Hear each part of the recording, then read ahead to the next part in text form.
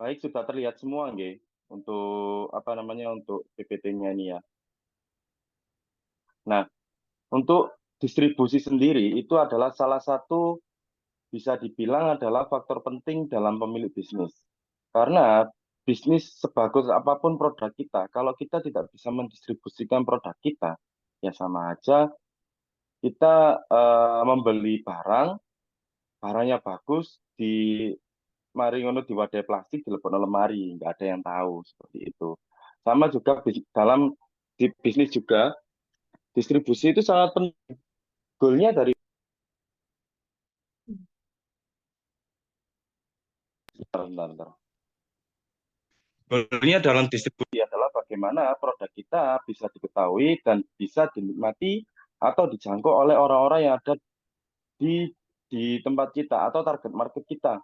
Mungkin seperti beberapa bisnis coach kita seperti Pak Jae, seperti Pak Yuda. Bisnisnya ada di Pasuruan, tapi target marketnya bisa se-Indonesia. Nah, itu bagaimana caranya? Nah, itu harus dirancang mulai awal bagaimana sistem distribusinya. Nah, jadi distribusi adalah bagaimana cara kita untuk menjangkau target market kita, terutama target market yang sangat potensial. Seperti itu. Kalau di dalam bisnis saya sendiri, target market saya itu ada dua. Satu adalah para pemilik usaha toko-toko kelontong, atau juga bisa kalau saat ini yang lagi marak ini adalah toko Madura, yang ada di kampung-kampung atau di pelosok-pelosok di daerah Pasuruan. Yang kedua adalah para pengguna langsung. Nah, untuk fokus produk saya itu adalah rokok. Nah, jadi cara saya adalah bagaimana untuk menjangkau mereka. Entah orang-orang yang ada di target market yang ada radiusnya 5 kilometer atau bahkan sampai 20 kilometer atau bahkan 100 kilometer. Bagaimana cara kita menjangkau mereka? Seperti itu. Nah, ibarat sebuah apa ya ibaratnya? Ibarat sebuah sarang semut, distribusi ini adalah bagaimana cara kita untuk membangun jalur. Jadi jalur kalau kita mau ke kanan itu gimana langkahnya, kalau kita ke kiri gimana langkahnya, kalau ke atas ke bawah gimana langkahnya. Nah itu, jadi ibaratnya seperti itu. Boleh di next Bu untuk sisi apa? Untuk PPT-nya. Nah, dalam model distribusi sendiri itu ada dua yang harus kita pahami, yaitu adalah satu distribusi yang didatangi. Target marketnya itu datang ke tempat kita. Nah, mungkin kalau yang ada di sini bisa eh, bisa apa namanya untuk orang-orang yang atau teman-teman yang mengikuti kelas ini bisa langsung merefleksikan ke dirinya. Oh, bisnisku ini termasuk yang didatangi atau yang mendatangi seperti itulah. Kalau kita mendatangi, kalau model distribusi kita mendatangi adalah kita yang datang ke target market.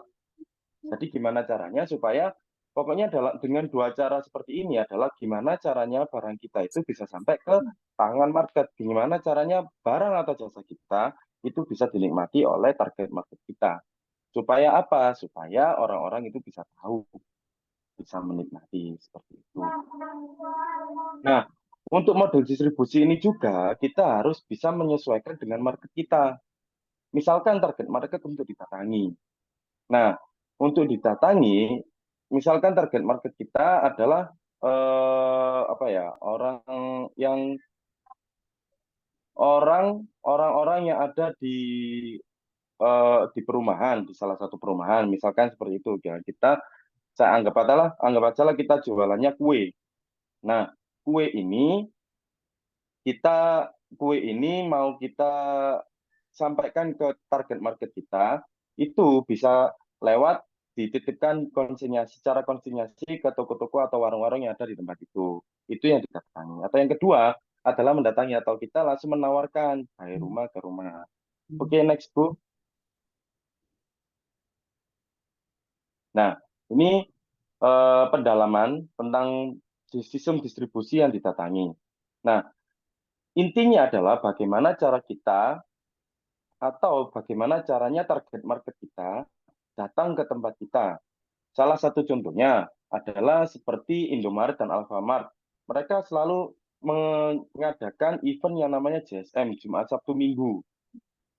Nah, tujuannya dari event itu adalah bagaimana adalah orang-orang gimana caranya untuk datang ke tempat mereka ketika Jumat Sabtu Minggu dengan penawaran promo-promo yang lumayan bagus seperti itu. Atau yang kedua, misal kalau kita jalan-jalan ke mall, ketika kita masuk ke dalam food court-nya, ada beberapa stand-stand makanan yang menggunakan jingle. Nah, ketika ada jingle, misalkan sari roti ya, sari roti, roti, sari roti. Nah, jinglenya itu bisa membuat kita kepo. Jualan apa ini? Nah, seperti itu. Atau mungkin Walls, jinglenya Walls kalau musik masih inget Torero, Torero, tadi seperti itu aku lupa.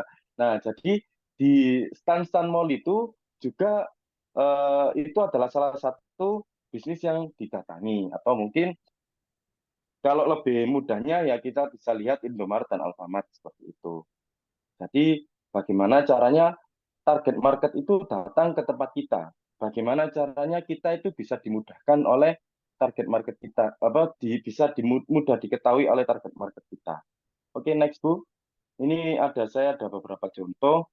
Nah, contohnya toko kelontong mungkin bisa lihat Alfamart Indomaret atau toko Madura. Yang kedua adalah bisa dengan sistem mitra atau agen atau konsinyasi, seperti kita menitipkan barang-barang kita ke, misalkan kalau di Pasuruan ini ada yang namanya Basmalah. Nah, itu kita bisa sistem konsinyasi atau bisa dengan alias Mart. Atau mungkin kalau yang lebih besar lagi 212 Mart. Ya, itu masih ada atau enggak itu ya. Nah, seperti itu. Jadi kita bisa dengan sistem konsinyasi ke mereka. Nah, caranya gimana setelah eh, kita menitipkan konsinyasi barang ke mereka, kita juga harus menggiring customer kita untuk datang ke tempat tersebut supaya orang tersebut bisa membeli produk kita seperti itu. Oke, untuk selanjutnya Bu, yang kedua, nah ini beberapa contohnya bisa strategi JSM cuma Sabtu Minggu buy one get one diskon. Kalau dulu di Matahari atau di Hypermart seperti itu ada diskon yang sesuai jam. Jadi misalkan promo minyak yang awalnya 20.000 itu bisa menjadi cuma 10.000, tapi dengan ketentuan jam 6 sampai jam 7 malam itu aja seperti itu. Ya, ini mungkin bisa beberapa strategi atau mungkin bisa jingle juga. Kalau di yang sekarang itu yang jingle yang masih dipakai itu Sari Roti sama jinglenya Walls itu bisa digunakan juga meskipun kita jualannya stand, kita juga bisa merangsang orang-orang itu menggunakan jingle, merangsang target market kita menggunakan jingle. Di tempat saya juga yang bukan yang di tokonya, tapi yang di stand makanannya, meskipun jualan tahu saya juga punya jingle seperti itu. Nah, jingle itu ngefek kalau kita baru buka stand di tempat itu. Jadi di tempat saya itu memang banyak orang jualan makanan. Tapi kalau makanan baru rata-rata cuma 2-3 bulan itu udah nggak survive lagi. Soalnya rata-rata orang-orang sepi. Tapi dengan adanya jingle dan penampakan stand yang sangat cerah, kalau istilahnya itu jinglang padang jinglang seperti itu ya. Dan ditambah dengan jingle orang-orang pasti bakal kepo dan mereka pasti berhenti. Minimal itu lihat jualan apa Mbak seperti itu. Oke, next Bu. Yang selanjutnya, nah ini untuk distribusi mendatangi. Nah, kalau distribusi mendatangi ini adalah kebalikan dari distribusi yang didatangi. Kalau yang tadi adalah bagaimana caranya target market kita datang ke kita. Tapi kalau yang ini bagaimana caranya target market kita bisa mendatangi target market kita. Nah, seperti yang saya bilang di awal, meskipun kita ada di Pasuruan atau kita ada di daerah masing-masing, tetapi kalau kita mau menjangkau target market kita yang ada di misalkan di luar pulau. Nah, itu caranya bagaimana? Kalau sekarang sudah enak, udah ada yang namanya marketplace seperti itu. Ada juga yang namanya media sosial seperti itu. Itu bisa kita gunakan semua. Nah, next Bu, ini beberapa contoh untuk sistem distribusi yang mendatangi. Ini saya ambil contoh yang konvensional supaya bisa lebih nangkep gitu ya. Satu, sales canvassing. Sales canvassing itu adalah sales yang membawa barang. Jadi kalau mungkin jenengan tahu yang namanya roti sari roti, kan waktu itu kan ada yang keliling pakai motor. Nah, keliling pakai motor itu dia itu keliling ke berbagai gang-gang di daerah-daerah. Atau mungkin yang sekarang lagi marak juga itu yang jual tahu bulat. Nah, meskipun mereka sudah sistem sales canvassing juga, mereka juga menggunakan jingle supaya apa? Orang-orang yang di dalam rumah itu bisa keluar dan tahu. Nah, itu juga keuntungan dari jinglenya tadi. Yang kedua adalah telemarketing. Telemarketing ini adalah apa ya? Bisa dibilang sales, tapi sales ini stay-nya di kantor. Jadi dia itu cuma telepon-telepon aja dari kantor, minta apa ya? Ngorder, istilahnya ngorderi ke target marketnya. Nah, ini juga saya terapkan di tempat saya telemarketing ini. Jadi, Masya Allah telemarketing ini itu powerful. Tapi juga ada tapinya. Kalau tim pengiriman kita atau tim operasional kita nggak kuat, ya itu yang jadi PR. Yang kedua adalah dropshipper, yang ketiga adalah afiliasi seperti itu. Oke, next Bu. Nah, ini beberapa contoh yang bisa digunakan ketika kita menggunakan sistem distribusi mendatangi, yaitu kunjungan rutin. Jadi semakin banyak data customer kita, misalkan kita ada data 1.000 toko atau 1.000 target prospek yang bisa kita kunjungi selama 1 minggu. Lah, kalau kita bisa rutin say hello kepada mereka, 1.000 orang itu selama 1 minggu, insya Allah potensi untuk closingnya lebih besar. Yang kedua, kita bisa narik untuk menjadi agen atau distributor. Seperti itu. Yang ketiga, telemarketing. Jadi, kalau yang di sistem distribusi yang kedua ini, strateginya itu lebih ke arah pendekatan secara personal. Atau bisa dibilang CRM-nya gimana? Customer Relationship Management-nya seperti apa? Supaya orang itu, supaya target market itu bisa menjadi lebih aware ke tempat kita, bisa menjadi lebih gimana ya? Oh, aku di sini itu lebih dihargai. Oh, aku di sini itu lebih enak. Aku tinggal di rumah nganggur, barang sudah datang seperti itu. Nah, itu salah satu contohnya juga. Itu juga saya terapkan. Jadi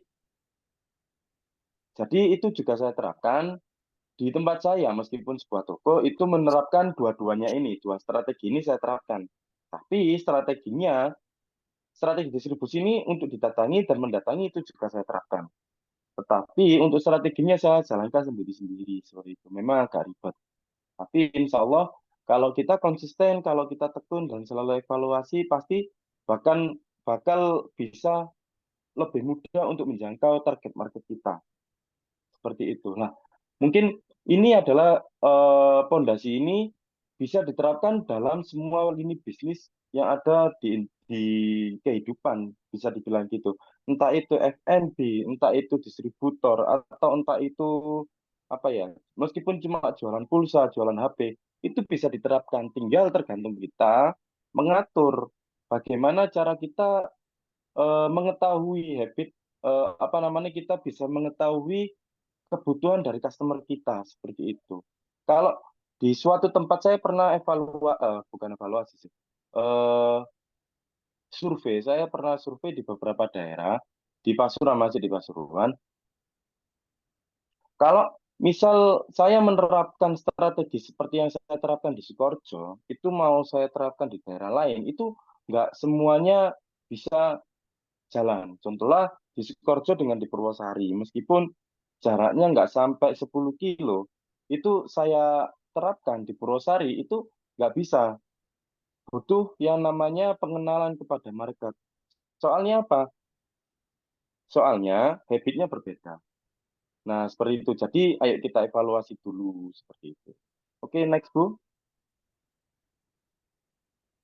Nah, ini mungkin yang wajib yang wajib kita perhatikan ya. Satu, target market kita. Seperti yang saya bilang tadi, habitnya atau kebiasaannya target market kita itu seperti apa sih? Seperti itu. Kalau mungkin di tempat saya, yang saya handle sekarang itu yang di Sukoharjo sama di Pandaan, terutama yang di Sukoharjo, mereka itu udah terbiasa yang namanya belanja itu tinggal WA, barangnya sampai di tempat, di rumah.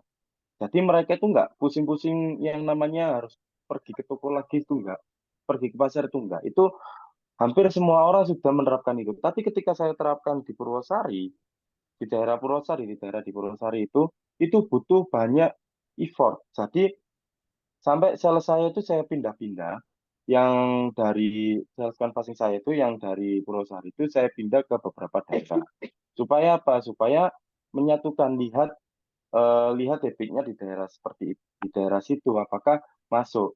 Nah, yang nomor dua, di mana tempat kita berkumpul. Mungkin ini bisa juga diterapkan untuk yang bisnisnya online shop. Jadi kita harus tahu kalau misalkan kita bisnisnya online shop nih. Saya juga soalnya untuk yang apa namanya untuk yang bagian kosmetik itu juga saya jual di online sih. Jadi ini merambat sedikit ya. Untuk yang habitnya ini kita harus lihat dulu kalau produk kita itu untuk orang-orang yang untuk customer yang usianya di atas 30 tahun mungkin mereka lebih banyak cenderung di Facebook sama di Instagram. Tapi kalau di bawah usia itu kemungkinan kalau misal usia 10 ya 15 deh, ambil aja 15 sampai 25 tahun, mungkin mereka lebih cenderung di TikTok. Nah, seperti itu. Jadi kita harus tahu di mana target market kita itu ada dan bagaimana habitnya mereka seperti itu. Nah, yang kedua itu adalah strategi yang harus kita terapkan bagaimana. Apakah kita harus menerapkan strategi yang didatangi? Kalau yang didatangi itu kita membuat stand atau kita membuat sebuah gerai khusus. Mungkin seperti kalau mungkin kalau baju olahraga, kalau untuk perlengkapan olahraga itu ada sport station seperti itu. Kalau stand mungkin stand makanan seperti itu. Atau kita full untuk yang bisnis yang distribusi mendatangi. Bisa seperti reseller, seperti itu juga mendatangi, seperti itu. Nah, terus selanjutnya, pilih strategi promosi. Selain kita sudah menentukan strategi distribusi, kita harus bisa juga menentukan strategi promosi.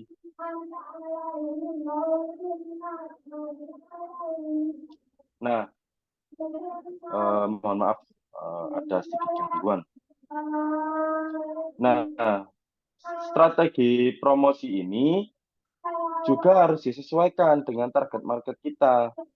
Apakah promosi ini sudah sesuai dengan habit market kita? Seperti itu. Nah, selanjutnya strategi promosi kita harus menarik market kita. Soalnya apa? Kalau nggak menarik ya eman di waktunya. Terus selanjutnya konsisten dan selalu evaluasi dan jangan cepat puas atau jangan mudah menyerah seperti itu. Nah, mungkin itu adalah beberapa tips yang bisa digunakan apapun bisnisnya, bagaimanapun caranya, bagaimanapun model bisnisnya, insya Allah dua model ini adalah dua model yang bisa diterapkan dalam pendistribusian barang. Oke, mungkin cukup sekian Bu Rohima. Barangkali ada tanya jawab tak Bu Rohima atau Mas Niko? Saya Langsung kembalikan aja ke moderator teman-teman, ya. interaktif aja Mas, langsung sharing-sharing kalau mau ada yang Oh, ditanyakan. oke. Barangkali ada yang mau ditanyakan, bisa langsung di-share pengalamannya, bisa angkat tangan. Ini Mas Samsul udah angkat tangan, Bu. Ya. Nah, ternyata. Monggo Pak Samsul, masih di mute kayaknya gitu.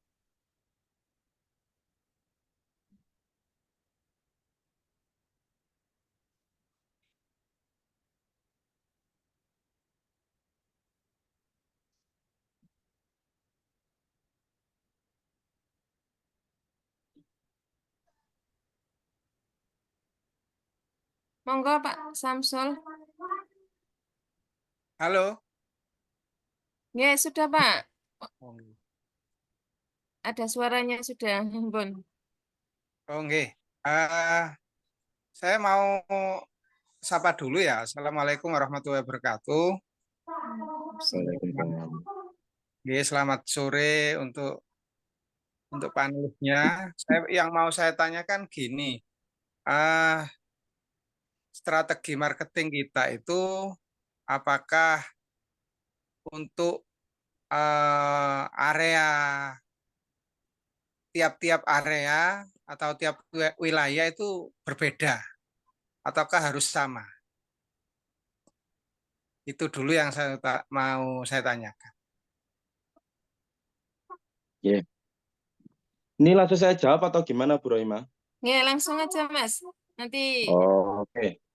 biar dua arah. Kalau kalau yang saya terapkan ya Pak ya, itu strategi marketing itu saya bedakan tiap daerah. Jadi gini Pak, kalau di saya kan di bidang retail dan distribusi. Nah, retail dan distribusi itu adalah barang-barangnya itu kompleks. Jadi ada barang rokok, ada kebutuhan harian, sembako, seperti itu Pak. Nah, saya selalu melihat, oh kalau misalkan katakanlah di daerah kecamatan A, di daerah kecamatan A barang yang paling laku di mana? Di barang apa? Nah, itu adalah strategi saya yang di sana. Jadi, kalau di tempat saya, itu saya bedakan. Jadi, daerah A, daerah B, daerah C, itu promonya berbeda-beda, Pak. Seperti itu.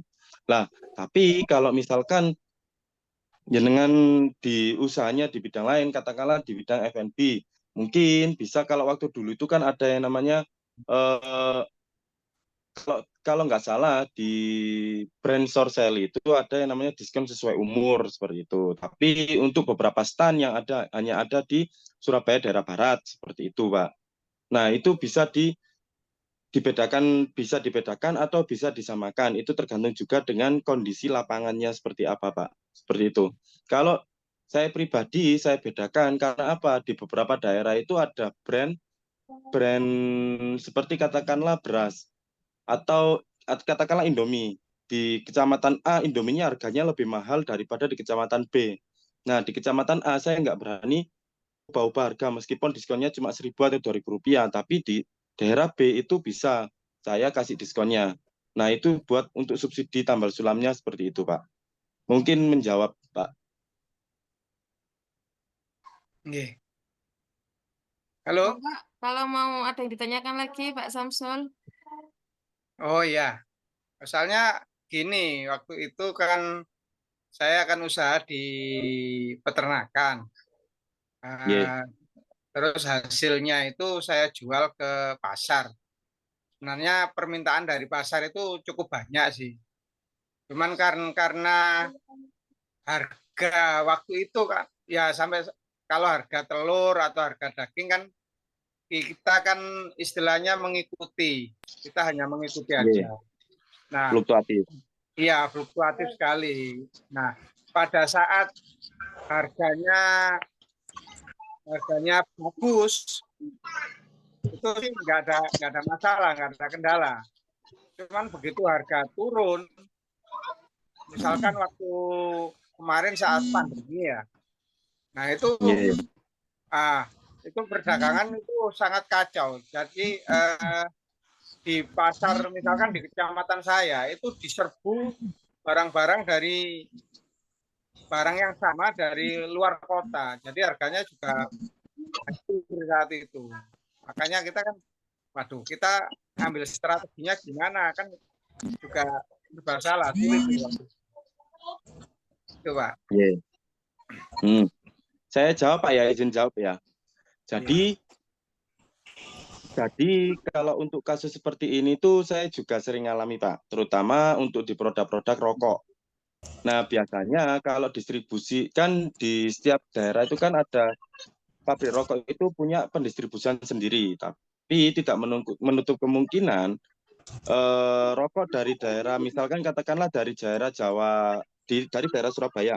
Misalnya gitu, saya kan untuk rokok itu pegang untuk area Pasuruan di daerah Pasuruan Barat, untuk di Sukoharjo sama Sukoharjo Pandaan.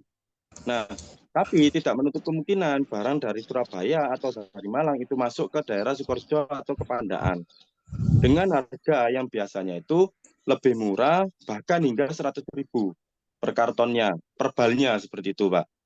Nah, inisiasi saya gimana? Oke, kalau biasanya saya itu tetap berpegang teguh ke yang namanya value, Pak. Jadi di tempat saya itu harganya itu nggak saya turunkan, tapi lebih ke arah yang tadi. Sampean kalau mau ke sana, kalau misal beli ini saya bilang ke customer ya Pak ya. Kan customer banyak yang tanya, "Lu Mas, harganya kok cek mahal, kok gak sesuai sama kayak ini kayak gitu." Ya saya bilang, kalau di tempat saya itu barang selalu ready dan barang selalu baru. Bisa dicek dari kode produksinya, itu yang pertama. Yang kedua, zaman pesan lewat WA, hari ini WA, asalkan nggak lebih dari jam 4 sore, barang akan langsung saya antar ke rumah jenengan. Itu yang kedua. Kalau beli di sana, itu nggak tahu order sekarang nyampe-nya kapan. Seperti itu. Yang ketiga, kalau misal barang ada penyo atau ada apa, pokoknya di luar pita cukai loh Pak ya, itu bisa saya ganti langsung. Kalau di sana saya nggak tahu. Nah, itu adalah beberapa value yang bisa saya berikan ke mereka.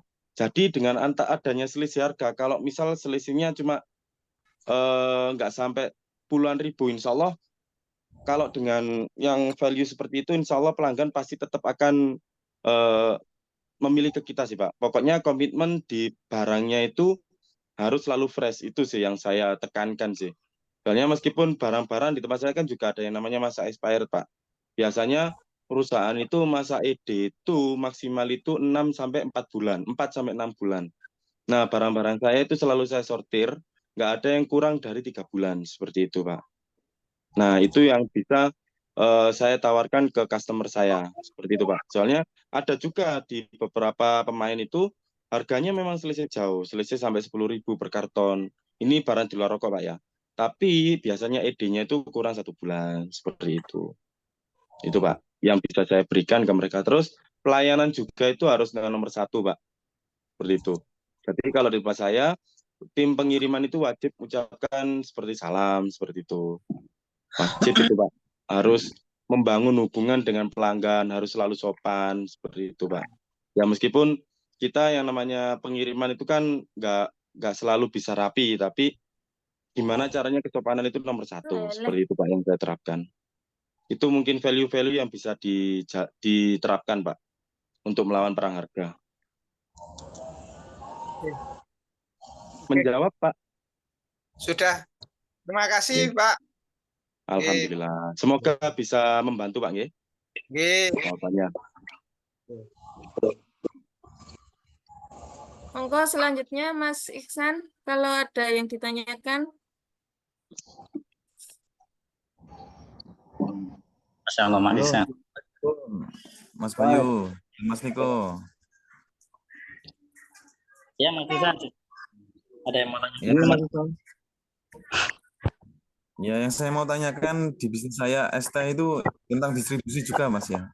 Jadi kayaknya ST ini kan sudah menjamur kan di mana-mana gitu.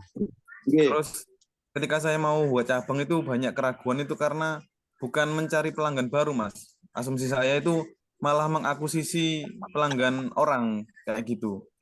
Per 5 meter, 10 meter itu ada ST, Mas. Jadi kayaknya rada berat gitu loh bagi saya sendiri untuk buka cabang kayak gitulah. Memperbanyak distribusi gitu kan. Nah, di zaman sekarang juga apalagi di puasa ini omset menurun karena ya karena puasa dan juga masih minggu pertama mungkin ya. Terus saya mencoba melakukan promosi sama ingin mendatangi Mas. Mendatangi lah. Jadi kayak delivery dan lain-lain itu mencoba juga promosi. Ternyata belum fit Mas. Belum fit kayak 5.002 beli 2 gratis 1 itu nggak terlalu apa ya, nggak terlalu ngefek gitu loh, biasa aja gitu, orang-orang kayak biasa aja, tapi menguntungkan di existing customer gitu, kayak yang orang pelanggan tetap datang ya ternyata ada promo itu mereka suka. Itu yang kedua. Jadi pertama itu tentang mau buka itu pasti tetap udah ada saingan di banyak tempat, udah di mana-mana lah, per gang, per desa, per kecamatan. Terus yang kedua bantingan harga Mas, iya sama kayak tadi ya. Nah, menyedihkannya itu faktanya seperti ini Mas. Nggak tahu ya apa semua apa enggak, tiang 3.000 jumbo itu aku dapat dari Jogja kemarin itu katanya ya Mas ya, faktanya itu nggak mungkin gula asli Mas. Katanya seperti Ya, itu, nggak mungkin gula ya, asli katanya. Nah, kalau nggak saya mungkin, Mas. mau ini juga main di sana juga pakai pemanis buatan, wah itu perdebatan batis Mas saya, perdebatan Ya, batin gitu loh, batin, kayak benar. gitu. Jadi nggak mungkin bisa kayaknya, apalagi dengan sewa tempat, karyawan, harga 3.000 jumbo itu nggak mungkin, nggak bisa itu.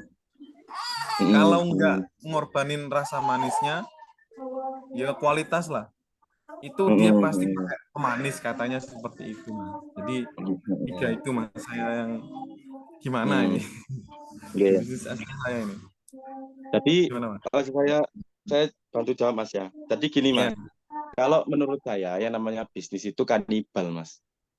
Bisnis itu ini omongannya agak kasar Mas ya, tapi memang realitanya seperti ini Mas. Bisnis itu kalau kita nggak membunuh, kita yang akan dibunuh Mas. Seperti itu. Kita bisa lihat yang namanya Giant. Giant sekarang digerogoti oleh perusahaan yang namanya Alfamart, Indomaret. Nah, seperti itu. Jadi gimana cara yang kita itu istilahnya itu kalau jaringan Jawa itu mentolo Mas. Ya mentolo-mentoloan seperti itu. Nah, kalau yang kedua untuk yang mendatangi, mungkin kalau yang mendatangi ini strategi Mas itu bisa dirubah.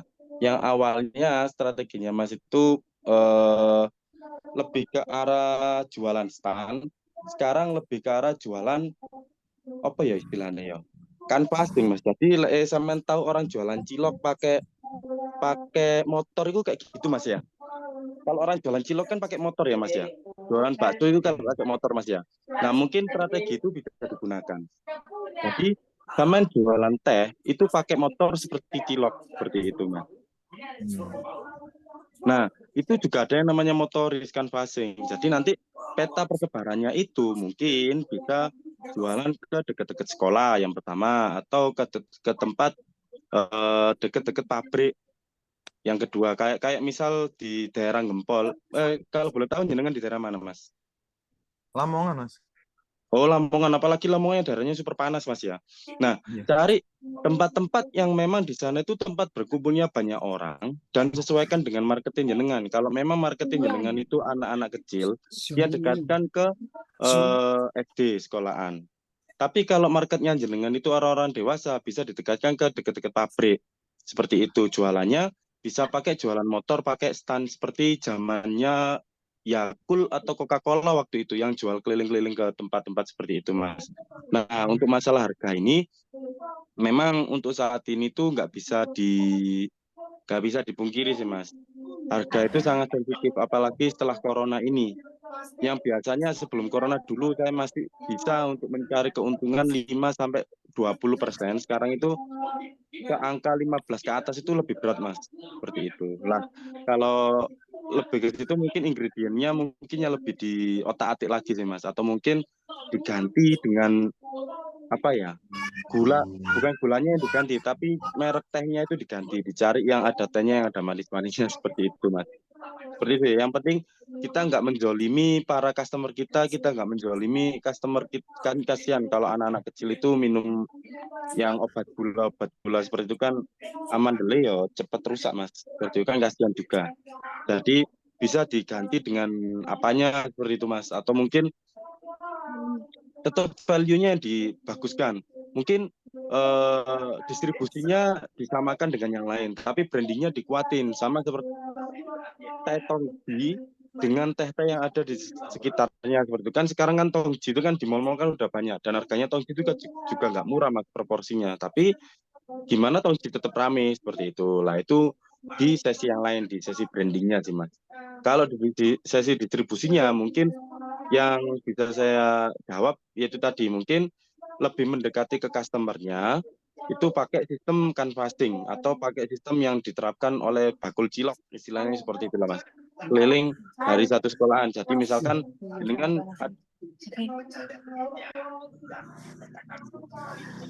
istilahnya bukan buka cabang, tapi nambah armada. Ada 10 armada ini untuk mengcover sekolahan-sekolahan atau pabrik-pabrik atau tempat destinasi yang rame-rame di daerah deketin jenengan seperti itu, Mas. Mungkin membantu sih, Mas. Ada yang perlu ditanyakan lagi, Mas?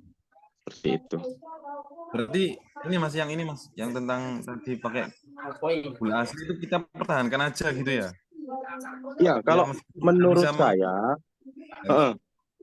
pertahankan, tapi value-nya yang ditambah. Jadi misalkan gini, biasanya sampean jualnya itu 3.000 diplastiki, ambil dikareti kayak gitu ya.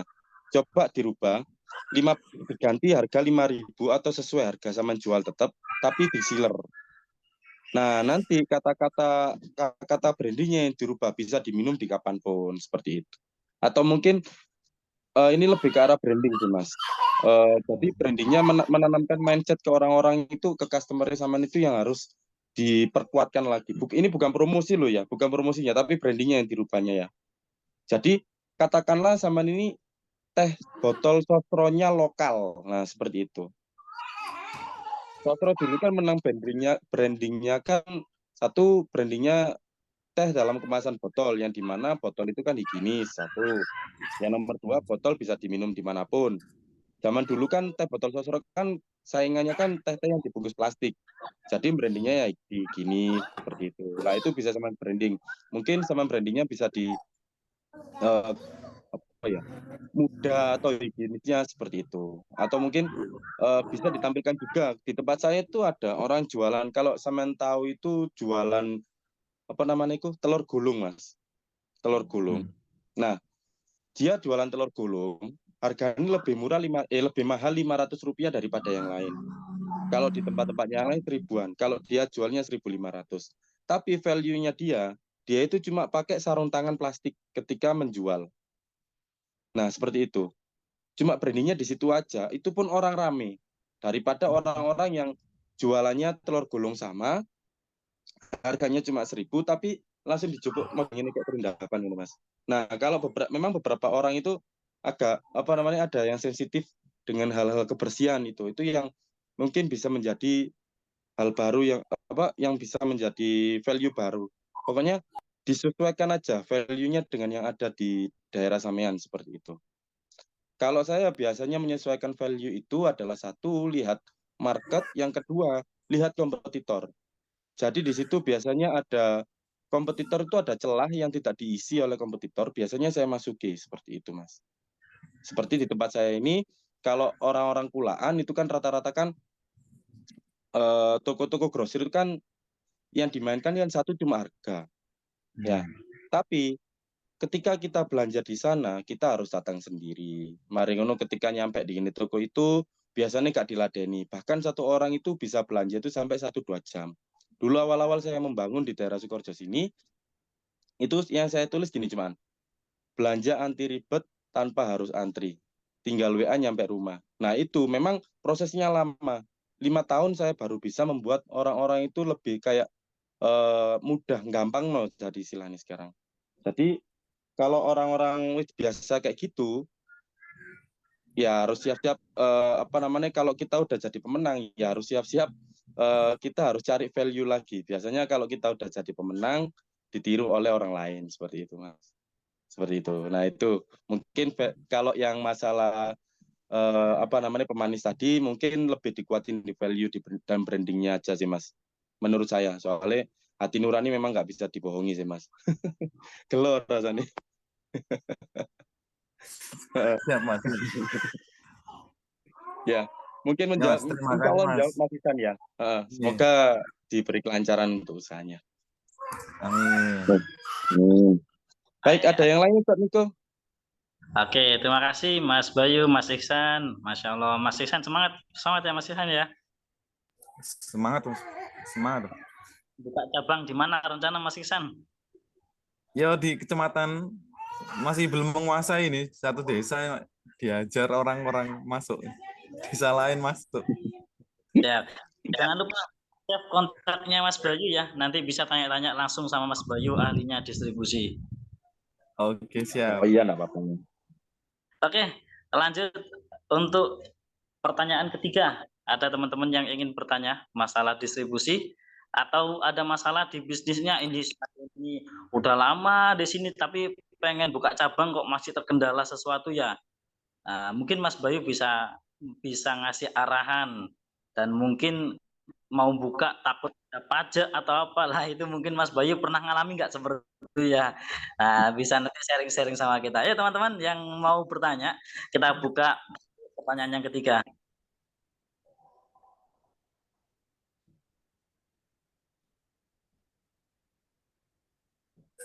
Ada teman-teman yang mau tanya?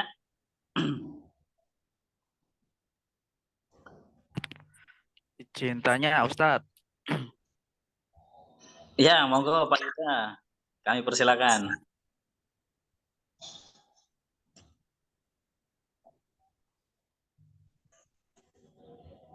Ya, monggo Pak Yuda. Mas Bayu. Oh, nggih, monggo. Halo, Assalamualaikum. Waalaikumsalam, nggih. Wabarakatuh.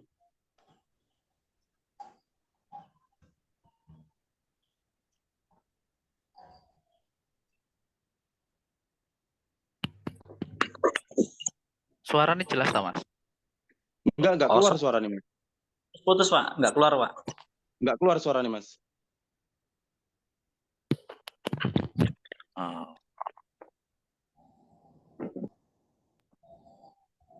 Halo. Oh iya, monggo Mas Rian. Monggo Mas Rian.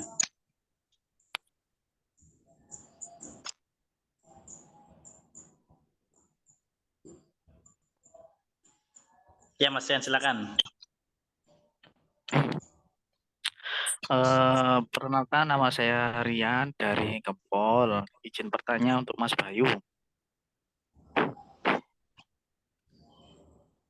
Mengenai teknik didatangi dan mendatangi. Pastikan ada beberapa kendala ya Mas ya.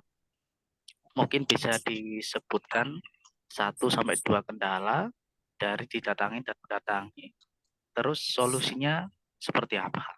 Terima kasih. Oke. Bisa dijawab Mas Jadi, Bayu. jadi gini, kalau didatangi itu biasanya kendalanya adalah masalah tempat, Mas. Saya waktu mau pembukaan toko di daerah Pandaan, yang toko saya yang kedua itu nyari tempat itu ribet banget. Cari yang bener-bener trafficnya bagus itu susah. Adapun yang trafficnya bagus, tapi harganya juga astagfirullah seperti itu loh. Kalau di tak reng-reng, kalau tak REB 5 tahun itu masih belum tentu bisa balik modal seperti itu. Itu kendalanya. Nah, solusinya kalau memang didatangi, kalau memang brandnya sama itu udah bagus, mainnya jangan skala gede dulu. Mainnya bisa skala kecil. Mungkin kalau jenengan pakai ini mungkin bisa yang diterapkan oleh toko Madura ya. Ini saya sangat salut dengan toko Madura. Soalnya apa? Mereka itu ketika ada daerah kosong yang disewa dan ada barang ada tempat yang lokasinya strategis. Lokasi tersebut itu nggak disewa 100%. Cuma disewa kebutuhan dia. Jadi kalau misal luasnya itu 10 kali jangan 10 kali 10 ya. Luas tempatnya itu misalkan 5 kali 8. Itu senilai 50 juta. Tapi yang disewa oleh mereka itu katakanlah cuma 2 kali 2. Dan itu harganya bisa dinego. Itu solusinya. Itu kemarin saya baru tahu ketika ada bukan diskusi sih, tapi temen yang buka toko Madura itu datang ke rumah untuk kulaan seperti itu. Nah, terus untuk yang mendatangi ini adalah biasanya kesulitannya itu satu, kalau kita belum punya database customer atau database target market. Kita kalau misal kita nggak punya data, kita nggak punya kita nggak punya data, kita itu seperti ibaratnya itu kuda yang ditutup matanya, kita jalan kemana kita nggak tahu seperti itu. Dan itu bisa costnya itu nggak karuan seperti itu. Apalagi kalau kita punya tim canvassing dan kita nggak tahu database-nya, terus kita nggak bisa kontrolnya. Yang ada canvassing itu cuma keliling. Targetnya misalkan katakanlah sehari targetnya harus 10 juta, tapi dia cuma nyampe 1 juta. Seperti itu. Lah, itu. Dan Jadi untuk solusinya untuk yang mendatangi itu, kalau misal kita pakai sales canvassing, ya kita satu harus punya tahu data dulu siapa aja yang wajib dikunjungi, target prospeknya kita gimana, seperti itu. Terus kita juga harus punya target. Yang kedua, sistem controllingnya kita juga harus bagus, bisa pakai aplikasi. Ya mungkin kita kalau yang mendatangi ini harus lebih istilahnya harus lebih banyak investasi di teknologi. Kalau kita punya tim, tapi kalau kita kerjakan sendiri ya nggak harus juga seperti itu. Mungkin itu sih Mas Rian. Oke, terima kasih Mas Bayu. Ye, masih semangat Mas. Ya, Halo, terima kasih Mas Bayu, Mas Rian. Ye. Semangat Mas Rian ya, semangat. Ini udah sampai mana Mas Rian distribusinya Mas Rian? nah, masih daerah Gempol Ustadz. Allah, semoga dimudahkan ya. Rencana sampai mana?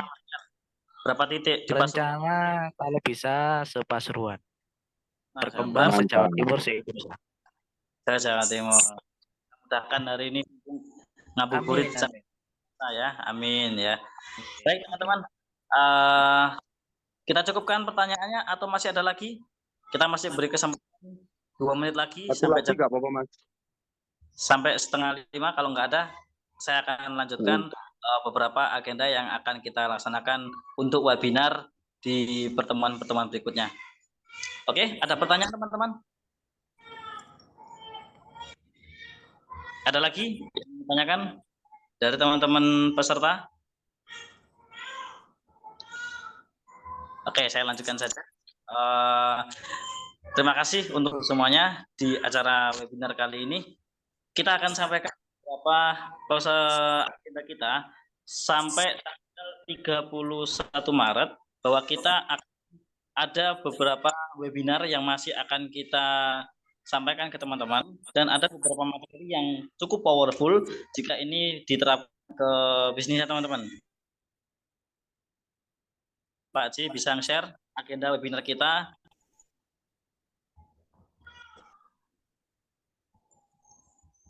Yang agenda webinar. Ya, baik. Pak J. Jadi teman-teman, hari ini kita sudah melewati satu materi kita hari ini yaitu tentang kekuatan distribusi. Insya Allah nanti tanggal 17 Maret, tepatnya sama, jamnya yaitu jam 3:30 kita mulai sampai sebelum buka puasa. Kita menyesuaikan saja jika teman-teman kondisinya ada di luar Jawa, sesuaikan saja jam yang ada di waktu Indonesia. Bagi teman-teman yang waktunya sama dengan kita, jadi bisa dipersiapkan jam 3:30 sudah atau sebelum 3:30 sudah hadir di Zoom. Tanggal 17 Maret nanti kita akan ada aktivasi branding, kemudian tanggal 19 Maret ada marketing komunikasi, kemudian tanggal 23 ada optimasi penjualan, tanggal 25 ada strategi penjualan, kemudian di tanggal 28 Maret kita ada strategi repeat order. Ini sangat dibutuhkan sama teman-teman, saya yakin. Kenapa? Karena pada bisnis kita yang kita inginkan adalah repeat. Ya, repeat itu sesuatu yang nggak mudah, harus merawat, kemudian harus melayani dengan senang hati. Karena jujur customer akan menilai bagaimana pelayanan kita, bagaimana produk kita, dan bagaimana produk kita ini bisa diterima di pasaran gitu loh, seperti teman-teman ya. Jadi nanti jangan sampai melewatkan agenda-agenda webinar kita di kampus Ramadan yang diadakan oleh SBC Pasuruan. Kemudian nanti di terakhir kita ada buka bersama secara offline. Kita juga ada materi terakhir yaitu tentang referensi dan sinergi. Nah ini teman-teman, itu kita sangat butuh sekali dengan yang namanya sinergi. Kenapa? Karena selama ini kita hanya bisnisnya itu kayak sendiri-sendiri. Nah, padahal kalau kita sinergi itu jauh lebih cepat pertumbuhannya, jauh lebih cepat untuk berkembang, jauh lebih cepat untuk meningkatkan omset. Banyak pengusaha-pengusaha Chinese yang mereka saling sinergi. Padahal mereka juga apa istilahnya bukan kebanyakan bukan Muslim, tapi mereka sangat kuat sekali kalau masalah bisnis. Jadi ekonomi mereka itu juga bertumbuh. Lah kita sebagai umat Islam, ayo kita bareng-bareng sinergi itu penting sekali.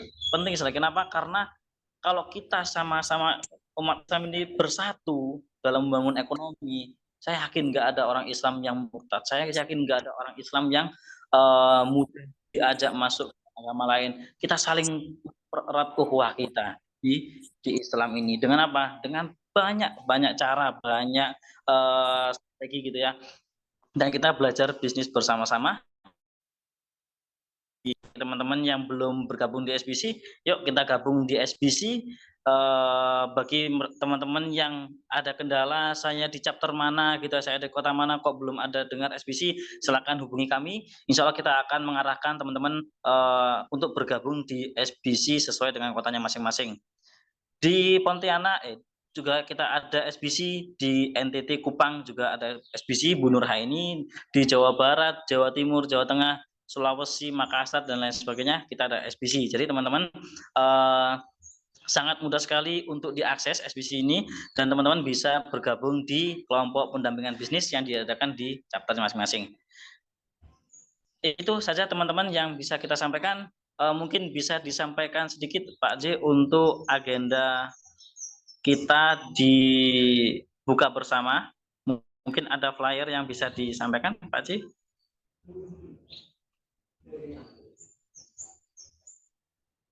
Ya, ini kampus Ramadan yang kita adakan insya Allah tanggal 14 sampai 30 Maret nanti. Tanggal 31 kita akan kedatangan Guesos. Siapa itu? Kira-kira teman-teman yang ada kesempatan untuk bisa hadir di Pasuruan, kita ada tamu spesial. Tentu teman-teman ini sudah kenal, tapi ini kita rahasiakan. Jadi teman-teman yang ada kesempatan, ada waktu, silakan untuk bisa hadir di Pasuruan. Kita buka bersama di sana dan kita saling menjalin silaturahim. Yang jauh jadi dekat, yang dekat pun akan semakin dekat dengan kita hadirnya di SBC. Mungkin itu saja teman-teman yang bisa saya sampaikan. Mungkin dari teman-teman panitia yang lain ada yang mau disampaikan? Baik, sebelumnya kita akan berikan dulu sertifikat secara virtual kepada pemateri kita hari ini, Mas Bayu Fajar. Sertifikat kita berikan kepada Mas Bayu selaku pemateri kita hari ini. Mohon diterima Mas Bayu.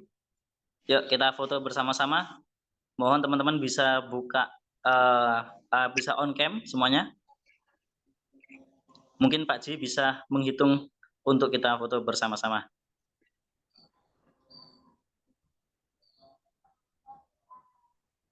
Baik, teman-teman semuanya.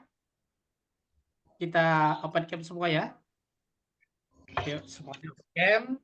Ya, oke. Yang pertama, saya hitung dulu ya. 1, 2, 3. Oke, ditunggu sebentar. Oke, saya simpan dulu. Oke, kemudian yang kedua sekarang, baris kedua. Silakan masih tetap off cam teman-teman semuanya. Oh, ternyata cuma 1 ternyata. Oke. Baik, sekali lagi mungkin Mas Ihsan Muslimin, Mas Trio Kurniawan, kemudian dan yang lainnya. Yuk, silakan untuk open cam. Saya hitung mulai 3, 2, 1. Oke, terima kasih teman-teman semuanya. Terima kasih Pak Ji sudah membantu. Teman-teman bagi yang ingin produknya atau bisnisnya juga kita promosikan, kita juga open untuk sponsorship setiap webinar. Murah meriah 10.000 itu sudah kita tampilkan seperti awal tadi ya, seperti awal tadi kita share teman-teman baik pun di luar Pasuruan. Nanti hubungannya dengan siapa? Nanti bisa menghubungi Mas Aris. Mas Aris, muncul Mas Aris? Mas Aris ada orangnya? Ada, hadir. Oh, ada hadir ya, Masya Allah. Ya, ya kepada beliau nanti ya jika teman-teman ingin sponsorship murah kan produknya selama seminar. Baik, dari sini dulu cukup sekian. Saya Niko terima kasih banyak teman-teman sudah bisa hadir. Semoga di webinar berikutnya teman-teman tetap hadir, tetap semangat karena cuan itu dijemput ya. Rezeki itu sudah ditetapkan sama Allah, tinggal kita menjemputnya dengan cara seperti apa. Dan tentu kita sudah dikasih tahu sama Allah jalannya dengan cara yang halal. Terima kasih, itu saja dari kami. Mohon maaf bila ada kurangnya. Billahi taufik wal hidayah. Assalamualaikum warahmatullahi wabarakatuh. Waalaikumsalam warahmatullahi wabarakatuh.